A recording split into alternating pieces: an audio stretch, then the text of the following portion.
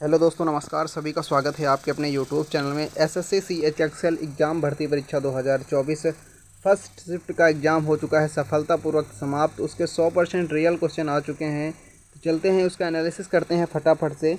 उससे पहले आप चैनल पर नए हो, चैनल को एक बार सब्सक्राइब करके बेल आइकन ऑन करेंगे। ऑल वाले सेक्शन पर सेलेक्ट कर लेके नोटिफिकेशन की घंटी को जरूर प्रेस करेंगे ताकि सीएचएसएल एग्ज़ाम की पल पल की अपडेट आप लोगों तक कंटिन्यू पहुँचती रहे। तो पहली शिफ्ट में एक क्वेश्चन आया हुआ था, मौलिक अधिकार आत्म दोषारोपण के संबंध में कौन सा अधिकार देता है। तो आर्टिकल आप बताएंगे 20, जो कि आपके अपराधों के लिए संबंधित है। ठीक है, आर्टिकल नंबर 20। नेक्स्ट पूछा गया था, जनगणना में लिंगानुपात किस प्रकार से निकाला जाता है। तो प्रति 1000 पुरुषों पर महिलाओं की संख्या जितनी होती है उसे लिंगानुपात बोलते हैं। निर्वाचन आयोग कैसा निकाय है। तो निर्वाचन आयोग एक संवैधानिक निकाय है, याद रखेंगे। कैसा है, तो संवैधानिक निकाय इस क्वेश्चन का करेक्ट आंसर हो जाएगा। वर्तमान में राष्ट्रीय उप सुरक्षा सलाहकार कौन है।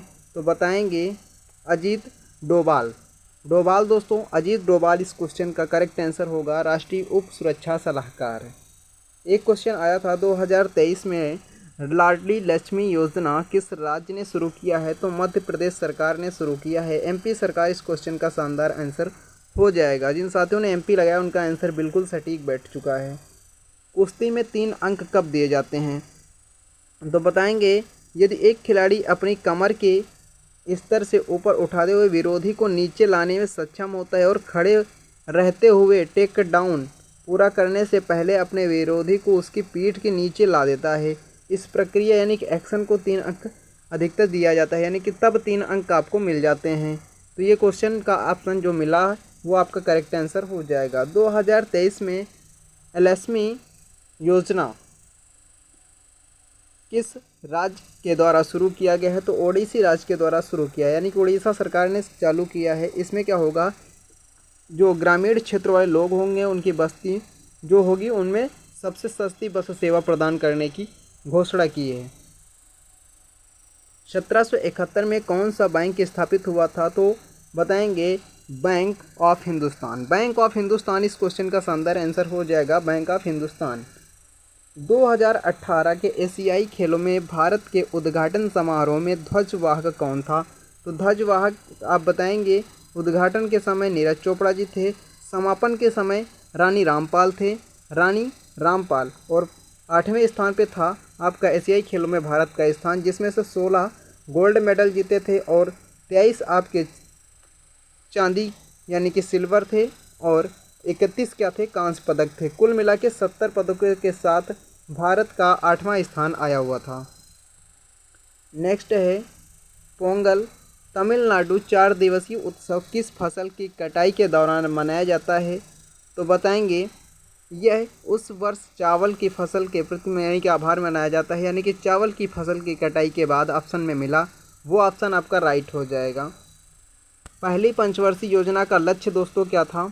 लक्ष्य ये रखा गया जो 2.1 ये लक्ष्य रखा गया, तो वास्तव में तो मिली कितना थी, तो 3.6 यानी कि उसको पार कर दिया। यानी कि यह एक सफल पंचवर्षीय योजना मानी जाती है, पहली पंचवर्षीय योजना, जो कि 1951 से लेकर के 1956 के बीच रही। 2011 की जनगणना के अनुसार हिंदू जनसंख्या में प्रतिशत दोस्तों कितना था। तो बताएंगे जनसंख्या वृद्धि आपकी 17.7% थी।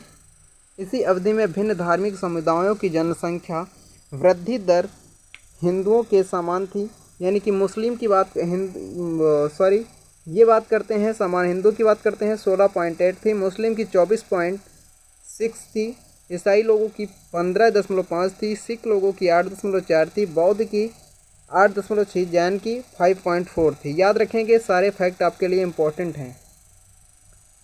किस पंचवर्षीय योजना का मुख्य उद्देश्य बुनियादी और भारी उद्योगों पर विकास जोर देने की औद्योगिकरण करना था। तो बताएंगे दूसरी पंचवर्षीय योजना, जो कि एक असफल पंचवर्षीय योजना मानी जाती है।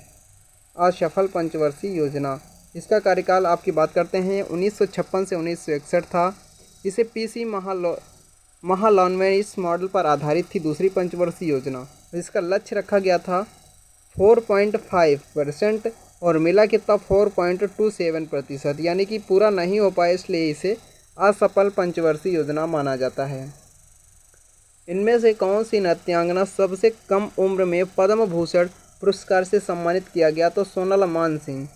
सोनल मानसिंह को 1992 में सबसे कम उम्र में पद्म भूषण यानी कि भारतनाट्यम और ओडिसी दोस्तों इनके लिए आपको मिला था। शरद अली खान का संबंध किस वाद्य यंत्र से है? तो रुद्र वीणा से है। 2008 की बात करते हैं तो इन्हें पद्म भूषण पुरस्कार और 1977 में आपका संगीत नाटक अकादमी पुरस्कार मिला। 322 ईसा पूर्व में चंद्रगुप्त मौर्य के द्वारा किस साम्राज्य की स्थापना की गई? तो मौर्य साम्राज्य की स्थापना की जाती है 322 में, याद रखेंगे।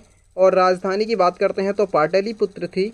दोस्तों ये हमें फर्स्ट शिफ्ट के सारे रियल क्वेश्चन मिल चुके हैं। एसएससी CHSL के जितने क्वेश्चन थे सभी मिल चुके हैं, और जितने अभी छोटे हैं तो ज़रूर एक बार कमेंट सेक्शन में दे दीजिएगा। ये मेरे व्हाट्सअप नंबर पे भेजिएगा 8416852977।